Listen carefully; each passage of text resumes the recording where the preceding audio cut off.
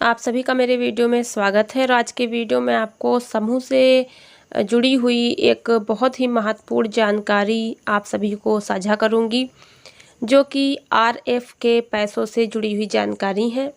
और आरएफ का पैसा जो कि रिवॉल्विंग फंड होता है, जो कि 15,000 रुपये एक समूह को सरकार के द्वारा दिया जाता है।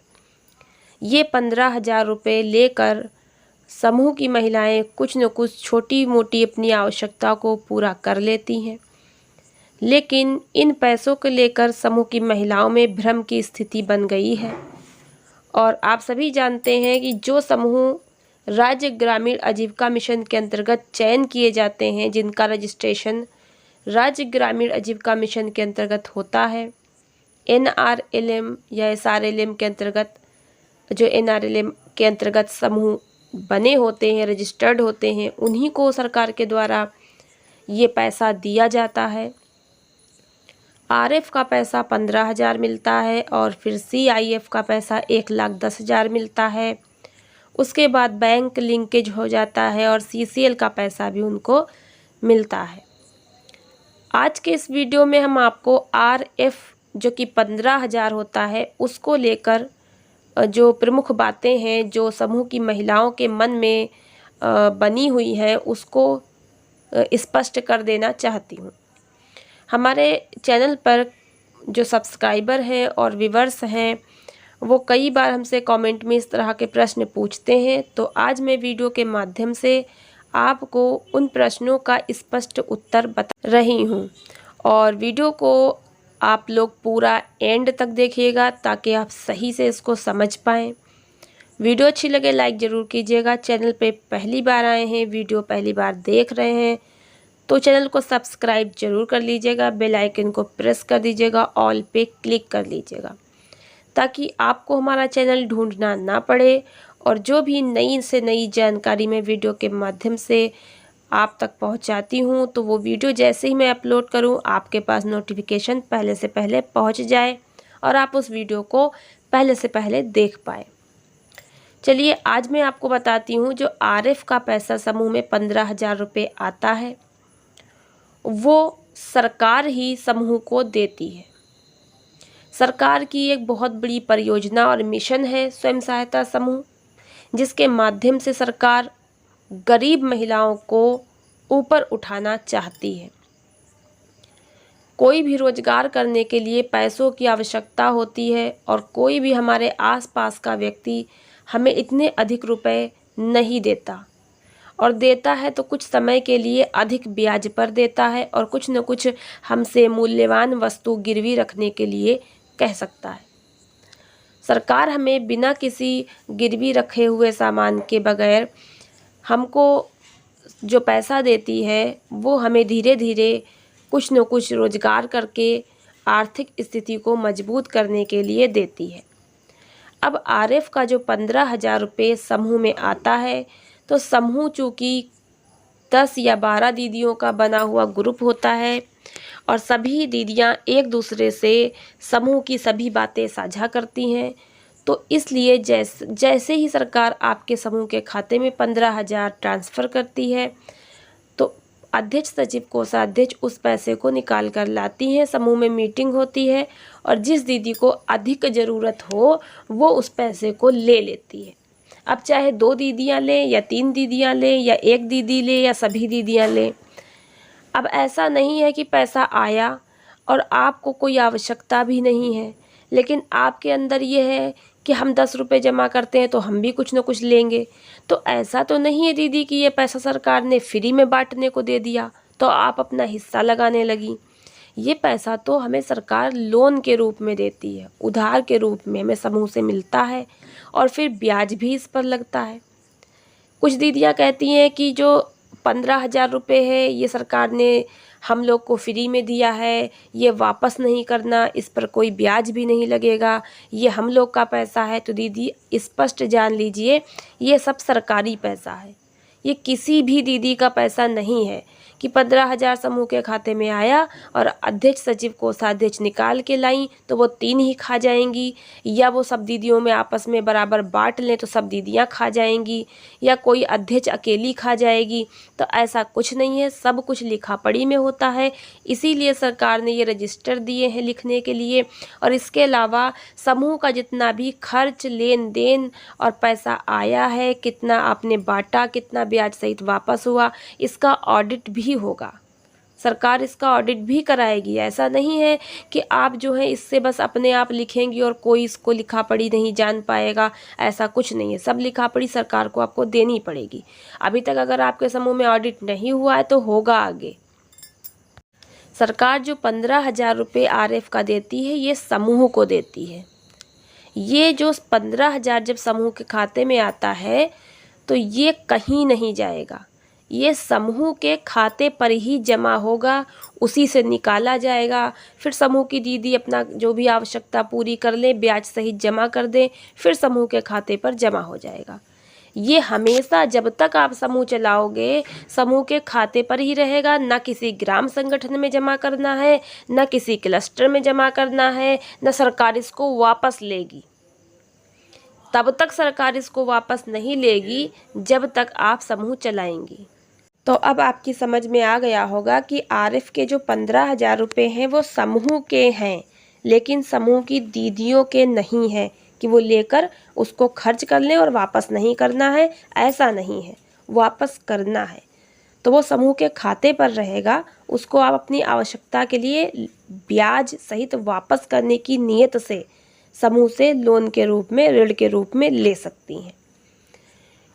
समूह में 15,000 रुपये कितने समय के लिए दिए गए हैं ये भी मैंने आपको बता दिया है कि जब तक आप समूह चलाएंगी तब तक वो आपके समूह के खाते पर रहेंगे, उसे आपको कहीं नहीं देना है।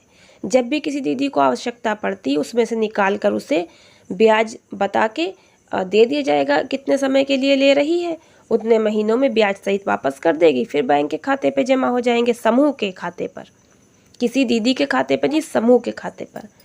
तो जब तक आपका समूह चलेगा ये 15,000 रुपये समूह के खाते पर ही रहेंगे। हाँ, एक बात और समझ लीजिए कि जो 15,000 रुपये पर समूह की दीदियाँ जो ब्याज देती हैं वो ब्याज सरकार को नहीं देना है। ना वो ब्याज बैंक लेगा, ना वो ब्याज सरकार वापस लेगी, ना वो ब्याज ग्राम संगठन लेगा, कोई नहीं लेगा।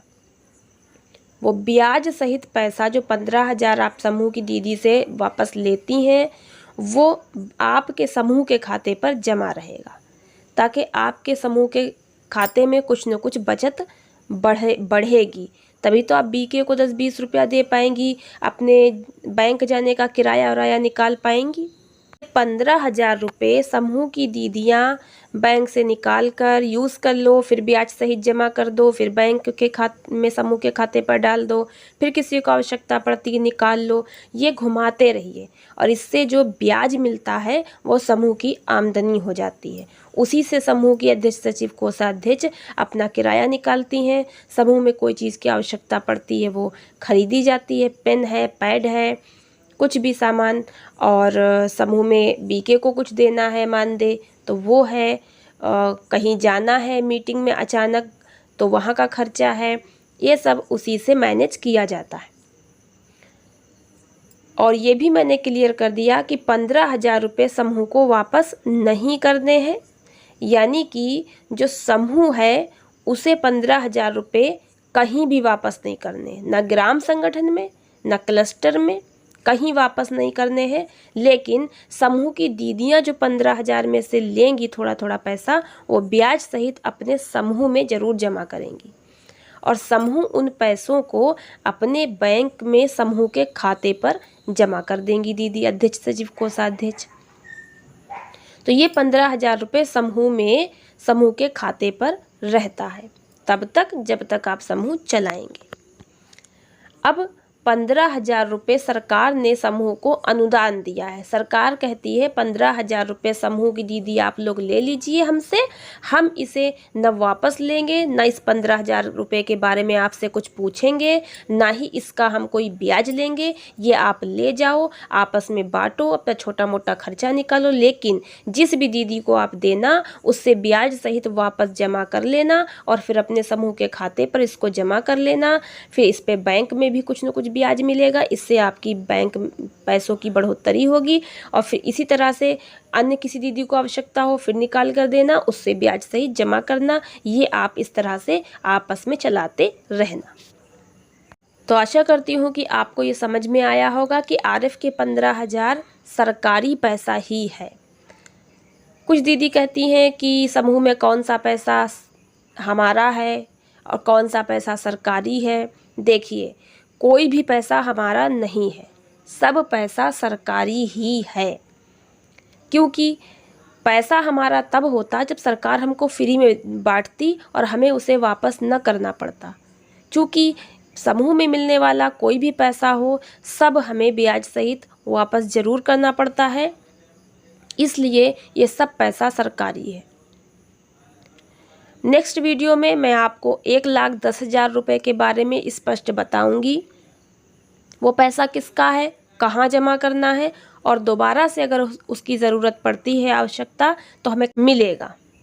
चूँकि 15,000 हमारे अपने समूह के खाते पर होता है, जब चाहे निकाल लें, जब चाहे जमा कर दें, लेकिन जो 1,10,000 है वो हमारे समूह के खाते पर नहीं रखा जाता। अब ये जो 15,000 जो आता है आरएफ का पैसा, ये आपके समूह के खाते पर रहता है। लेकिन जो दीदी समूह की होती हैं 10 या 12 दीदी, जब इस 15,000 में से 2,000 1,000 जो भी रुपया लेती हैं, तो 15,000 जब समूह की दीदियां आपस में बांटती हैं तो उनके पास 1 साल का समय दिया जाता है। आप 1 साल तक हर हाल में इस पैसे को वापस कर दीजिए ब्याज सहित। 1 साल से ज़्यादा कोई दीदी इस 15,000 में से जो हिस्सा लिया है वो अपने पास 1 साल से अधिक नहीं रख सकती। यानी आप 1 महीने में वापस कर दो, बहुत अच्छी बात, 2 महीने में वापस करो, बहुत अच्छी बात, 3 महीने में वापस करो, बहुत अच्छी बात, जितनी जल्दी जमा कर दो अच्छी बात, लेकिन अधिक से अधिक आप इसको 12 महीने तक ही रख सकती हैं। मान लीजिए कि 15,000 जो है वो 3 दीदियों ने आपस में बांट लिया, 5-5 हज़ार। अब उन्होंने 1,000 रुपये की किस्त बांध ली, तो अब जब 1 महीना पूरा हो जाएगा तो तीनों दीदियाँ 1-1 हज़ार रुपया अपना जमा करेंगी और साथ में ब्याज भी जमा करेंगी। ब्याज बचा लिया जाएगा और 1-1 हज़ार रुपये करके 3,000 रुपये हो गए। अब किसी और दीदी को अगर आवश्यकता है 3,000 रुपये की या 2,000 रुपये की, तो उठा के उसके नाम चढ़ा लिए और उसको दे दिए। दूसरे महीने में फिर वो दीदियाँ आएंगी, अब 3 की जगह 4 दीदी हो गई, जिनके 3 दीदी के ऊपर भी 4-4 हज़ार रुपये बाकी है, और जो नई दीदी ने पैसा लिया 3,000, उनके ऊपर 3,000 रुपये है। अब चारों दीदी 1-1 हज़ार रुपये की किस्त देंगी और ब्याज देंगी। ब्याज रख लिया जाएगा और वो जो 4 दीदी 1-1 हज़ार रुपया देंगी तो 4,000 रुपया हो गया। अब किसी 5वीं दीदी को आवश्यकता है तो वो उठा के उसको दे दिया जाएगा। इस तरह से अपना चलाते रहिए। और किसी को आवश्यकता नहीं है तो पैसा अपने घर पर भी मत रखिए, सब उठा करके बैंक में ज़रूर जमा कर दीजिए। फिर जब किसी को आवश्यकता हो तो फिर से बैंक से निकाल लीजिए। और जितना भी पैसे का लेन देन आप कर रही हैं, मीटिंग में ही करिए। ये नहीं कोई शाम को घर आके मांग रहा है, कोई सुबह मांग रहा, नहीं। आप मीटिंग करेंगी, सब दीदियों के सामने देंगी, सब दीदियों के सामने जमा करेंगी, कार्रवाई रजिस्टर में लिखा जाएगा और सब हिसाब किताब रखा जाएगा। आशा करती हूँ आपको ये समझ में आया होगा। फिर भी कुछ ना समझ में आया हो तो कमेंट बॉक्स में ज़रूर लिख दीजिएगा। तो मिलते हैं नेक्स्ट वीडियो में नई जानकारी के साथ। बहुत बहुत धन्यवाद।